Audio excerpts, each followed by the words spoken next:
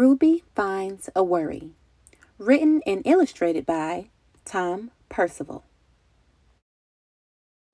Ruby loved being Ruby. She loved to swing up high.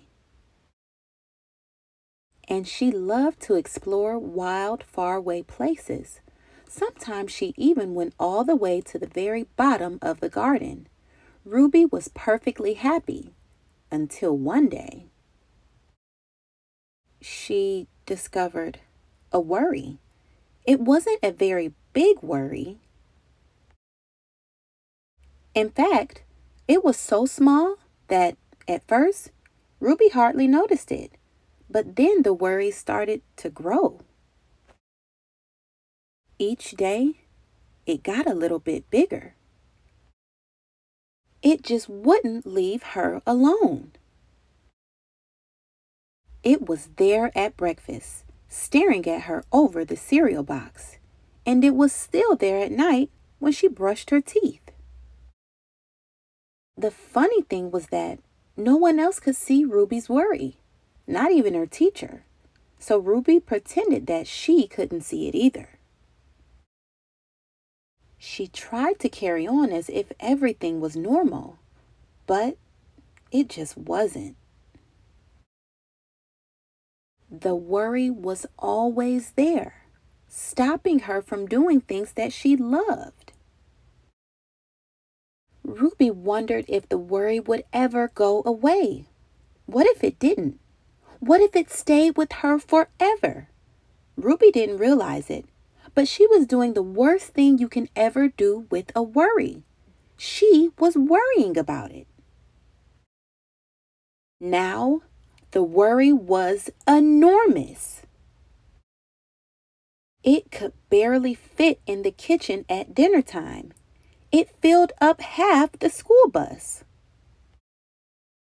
It took up the whole rows at the movie theater. The worry became the only thing that Ruby could think about, and it seemed like she would never feel happy again. Then, one day something unexpected happened. Ruby noticed a boy sitting alone at the park. He looked how she felt, sad.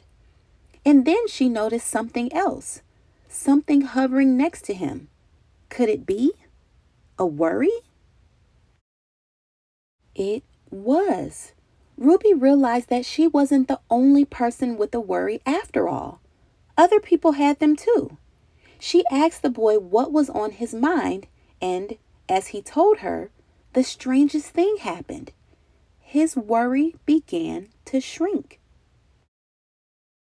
Then, Ruby did the best thing you could ever do if you have a worry. She talked about it. As the words tumbled out, Ruby's worry began to shrink until it was barely there at all. Soon, both of their worries were gone. Finally, Ruby felt like herself again. Of course, that wasn't the last time she ever had a worry. Everyone gets them from time to time. But now that she knew how to get rid of them, they never hung around for long. Hey friends, it's me, Miss Olivia. Thank you so much for listening in to Ruby Finds a Worry. Please support the author and illustrator of this book by purchasing your very own copy. I hope you enjoyed listening to this story as much as I enjoyed reading it to you. Until next time, my name is Miss Olivia. This is Miss Olivia Reads, and I cannot wait for you to join me for another reading adventure very soon. Bye, friends.